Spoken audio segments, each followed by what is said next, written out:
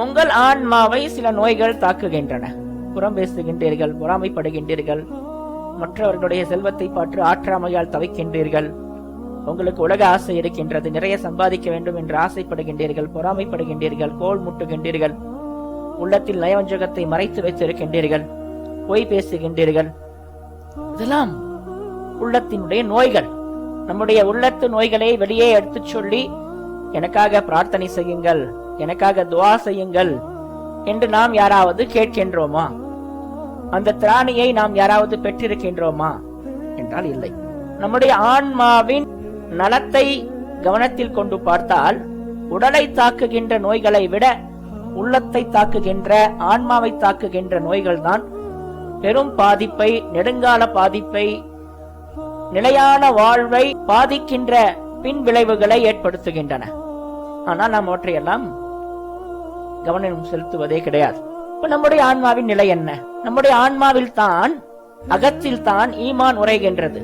அல்லாஹ்வின் மீதான நம்பிக்கை, மறுமையின் மீதான நம்பிக்கை, இறை தூதரின் மீதான நம்பிக்கை, வேதங்களின் மீதான நம்பிக்கை, வானவர்கள் மீதான நம்பிக்கை, நன்றும் தீதும் இறைவனின் புறத்தே என்பதை பற்றிய நம்பிக்கை, இவை யாவும் அகத்தில் தான் உரைகின்றன. அகத்தில் உரைகின்ற இந்த ஈமானின் நிலை என்ன? அகம் எப்படி இருக்கின்றதே என்று நமக்கு தெரியாத பொழுது அகத்தில் நாம் பதிந்து வைத்திருக்கின்ற இந்த நம்பிக்கை, கோட்பாடுகள் போன்றவற்றின் நிலையை நாம் எப்படி கணிக்க முடியும்? அகம், ஆன்மாவை பற்றி நாம் சிறிதும் உணராத மக்களாக இருக்கின்றோம். என்ன காரணம்? நம்முடைய ஆன்மாவை பற்றி நாம் அறியாமல் போனதற்கு என்ன காரணம்? நம்முடைய ஆன்மாவை பற்றி நாம் அதிகமாக கவலைப்படுவதே கிடையாது. என்ன காரணம்? சஹாபாக்கள் 2 பேர் சந்தித்துக் கொண்டால், வாருங்கள் சற்று நாம் உரையாடலாம், நமது ஈமானை வளர்த்திக் கொள்ளலாம் என்று அவர்கள் தங்களுக்குள் பேசிக் கொள்வார்கள்.